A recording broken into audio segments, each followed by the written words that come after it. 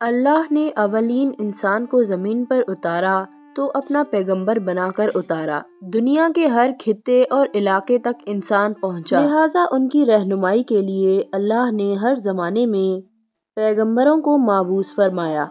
حالانکہ قرآن مجید میں صرف چند ہی نبیوں کا ذکر ملتا ہے، ظاہر ہے کہ 1,00,000 سے بھی زیادہ پیغمبروں کا ذکر ایک ہی کتاب میں نہیں کیا جا سکتا، لہٰذا ان پیغمبروں کی داستانیں اور قصے ماضی بعید کا حصہ بن کر انسانی یادوں سے دور ہو گئیں اور ان کی اصل تعلیمات کی شکل بھی بدل گئی۔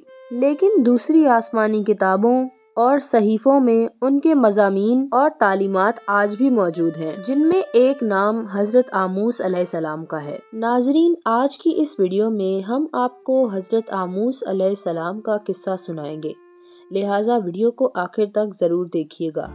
آپ تمام دیکھنے اور سننے والوں کو السلام علیکم۔ ناظرین، آموس نام کا مطلب ہے بوجھ اٹھانے والا ایسا شخص جو کسی بھاری ذمہ داری کو اٹھائے۔ حضرت آموس علیہ السلام بنی اسرائیل کے 12 انبیاء صغریٰ میں سے ایک نبی تھے۔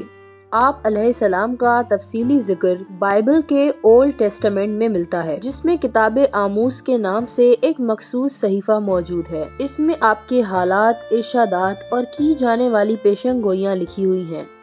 اگرچہ اسلامی روایتوں میں آموس علیہ السلام کا ذکر تفصیل سے نہیں ملتا، لیکن مفسرین نے حضرت آموس علیہ السلام کا ذکر تفصیلی کتابوں میں کیا ہے اور انہیں نبی قرار دیا ہے، جن میں امام ابن کثیر، طبری اور المسعودی شامل ہیں۔ حضرت آموس علیہ السلام کا زمانہ 763 قبل المسیح کا ہے۔ یہ وہ دور تھا جب حضرت عیسیٰ علیہ السلام کے اس دنیا سے گزرے 40 سال ہو چکے تھے۔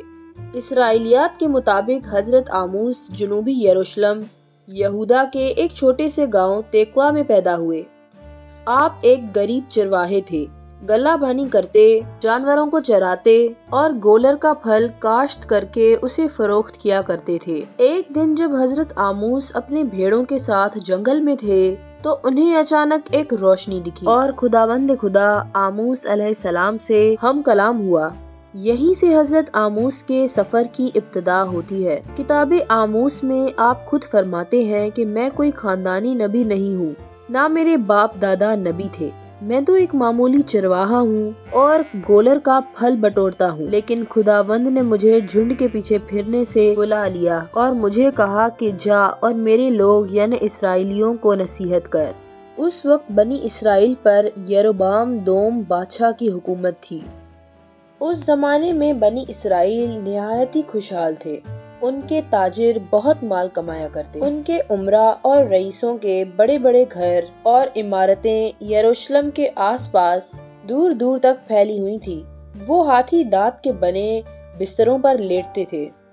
محفلوں میں رقص اور موسیقی ہوتی اور شراب و شباب کا انتظام روز ہوا کرتا۔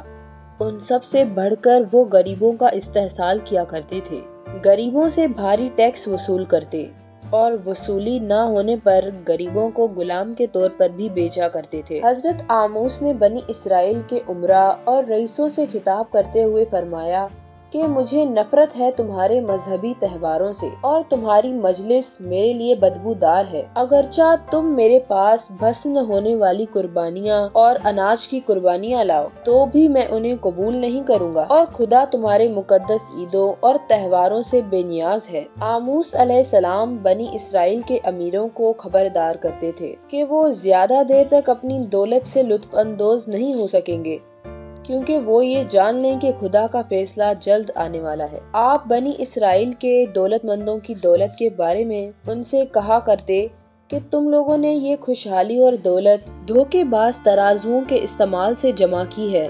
حضرت آموس اسرائیلیوں سے مخاطب ہو کے کہا کرتے کہ خداوند تمہارے صرف زبانی عبادات یا قربانی سے راضی نہیں ہوتا، بلکہ وہ دل کی صفائی، نیت کی درستگی اور اعمال کی صداقت کو دیکھتا ہے۔ حضرت آموس علیہ السلام نے لوگوں کو خبردار کیا کہ اگر اسرائیلیوں نے اپنی غلطیوں کو نہیں سدھارا تو انہیں خداوند کے عذاب کو جھیلنا ہوگا، اور بنی اسرائیل کے گناہ اور عذاب کی وجہ سے ملک بربادی کے قریب پہنچ چکا ہے۔ حضرت آموس کی اس دعوت سے یروشلم کا بادشاہ یروبعام سخت ناراض ہوا اور حضرت آموس کی باتوں سے اسے خطرہ محسوس ہوا کہ کہیں رعایا بادشاہ اور امراء کے خلاف نہ ہو جائیں، لہٰذا بادشاہ کے حکم سے طاقتور لوگوں نے حضرت آموس کو چپ کروانے کی کوشش کی۔ اس وقت بیت اللحم کا ایک پجاری جس کا نام امفیا تھا، اس نے حضرت آموس سے کہا، تم یہودا واپس لوٹ جاؤ، اسرائیل میں تمہاری نصیحتوں کی کوئی ضرورت نہیں اور بادشاہ کے خلاف بولنے کا تمہیں کوئی حق نہیں۔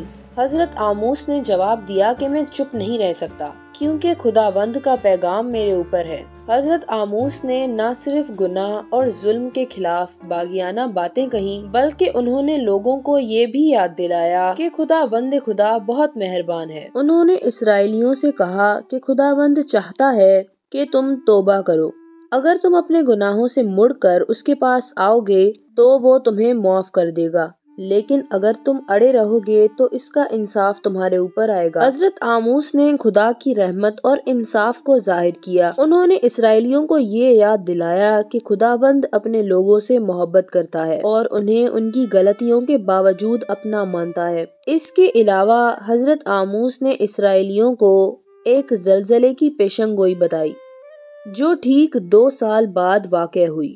اس کے بعد آپ نے ٹڈی دل کے عذاب کی بھی پیشن گوئی کی جو بنی اسرائیل کی فصلوں کو تباہ و برباد کر ڈالے گا۔ آپ علیہ السلام نے اسرائیلیوں پر آنے والے ایک عظیم اندھیرے کی پیشن گوئی کی جس نے دن کو اندھیرے میں بدل ڈالا تھا۔ حضرت آموس کی تمام عمر اسرائیلیوں کے سامنے حق کی دعوت دیتے ہوئے گزری۔ روایتوں کے مطابق آخری عمر میں آپ یہودا واپس چلے گئے اور وہیں آپ کی وفات ہوئی، جبکہ ایک روایت کہتی ہے کہ آپ کو ایک پادری کے بیٹے نے قتل کیا تھا۔ آموس علیہ السلام کی پیشن گوئیاں بعد میں سچ ثابت ہوئیں۔ اسرائیل اور یہودا کے لوگ اپنی غلطیوں سے نہیں سیکھے اور خداوند کا انصاف جلد ہی آیا۔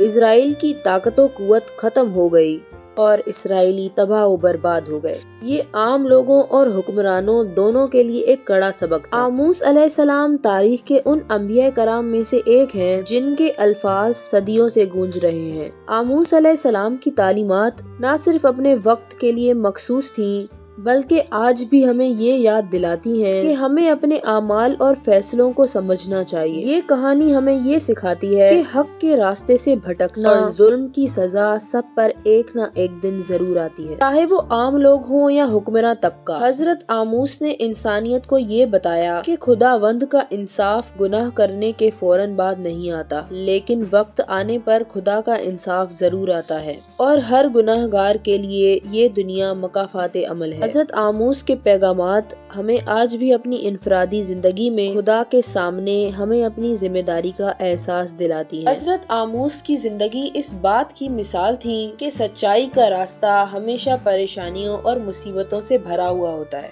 لیکن آپ نے اپنی ساری زندگی خدا کے پیغاموں کو لوگوں تک پہنچایا، چاہے اس کی وجہ سے انہیں مصیبتیں ہی کیوں نہ جھیلنی پڑی۔ آپ علیہ السلام کی زندگی خدا کے لیے قربان کر دینے والی بے لوث جذبے کی مثال ہے۔ حضرت آموس علیہ السلام کی زندگی ہمیں یہ سکھاتی ہے کہ ایک معاشرہ تب ہی اچھا ہو سکتا ہے جب یہاں موجود رشوت، ناانصافی، کرپشن، مسکینوں، یتیموں اور بیواؤں کا استحصال ختم ہو جائے اور تمام لوگوں کو ان کا حق ملے۔ حضرت آموس علیہ السلام کا پیغام اس زمانے کے لیے جتنا خاص تھا، اس زمانے کے لیے بھی اتنا ہی اہم ہے۔ آپ کی گرجدار آواز آج بھی محسوس کی جا رہی ہے اور آپ علیہ السلام کا نام مذہب، سچائی، انسانیت اور انصاف کی شکل میں لیا جا رہا ہے۔ تو دوستوں، یہ تھی آج کی ویڈیو۔ آپ کو یہ ویڈیو کیسی لگی کامنٹ کر کے ضرور بتائیے گا۔ تب تک اپنا اور اپنے پیاروں کا خیال رکھیے گا۔ اللہ حافظ۔